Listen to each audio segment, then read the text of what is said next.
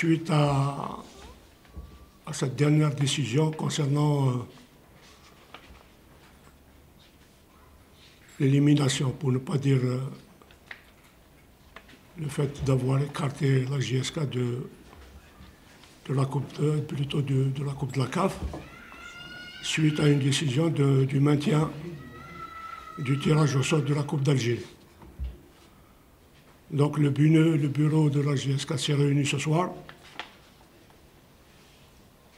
pour prendre cette décision de faire une conférence de presse pour informer l'opinion publique nationale et les supporters de la JSK en particulier. Nous ne comprenons pas cet acharnement contre le club de la JSK. Et pour preuve, cet acharnement a commencé depuis le match USMA JSK de l'an dernier et il s'est poursuivi pendant presque une année et demie. Mais malheureusement, les dirigeants de la JSK, les supporters de la JSK sont attentifs. Ils ont été respectueux de toutes les décisions qui ont été prises.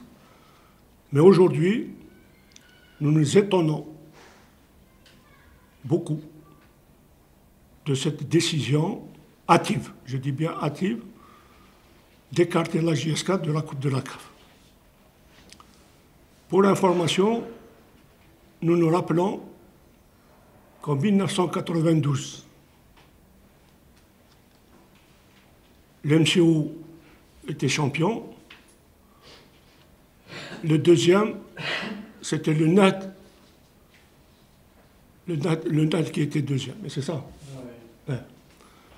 Donc l'Algérie, la Fédération algérienne de football, avait annulé la Coupe d'Algérie. Et comme à l'époque, le premier jouait la Coupe d'Afrique et le deuxième jouait la Coupe des Coupes, c'est ça? Non, non. Hein? Le premier jouait la Ligue des Champions, le deuxième jouait la Coupe de la CAF. Le troisième, le détenteur de coupe jouait la Coupe de la CAF. La Coupe des Coupes. La Coupe des Coupes, voilà.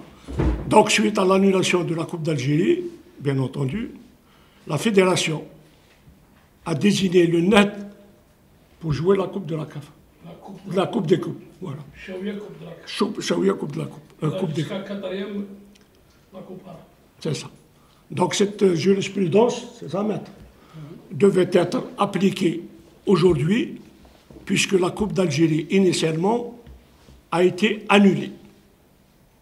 Donc, automatiquement, le premier jouait la Champions League, le deuxième jouait la Champions League, le troisième jouait la Coupe de la CAF et le quatrième jouait la Coupe de la CAF.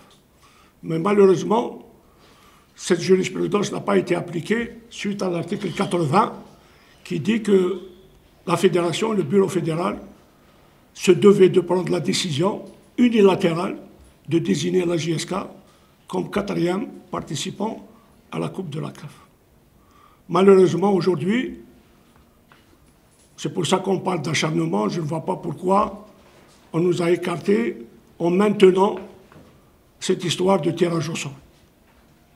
Donc désigner un participant à la Coupe de la CAF après le tirage au sort, je pense pour moi, sincèrement, c'est une aberration, une véritable aberration.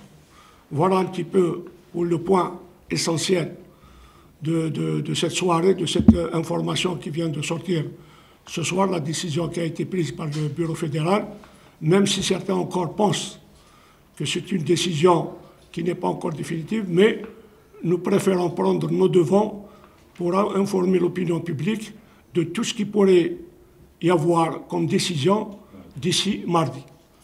Donc voilà, maintenant je laisse le soin à Maître Meftah de donner quelques explications concernant le côté juridique avant que le président nous prenne la parole pour lui aussi dire quelques mots.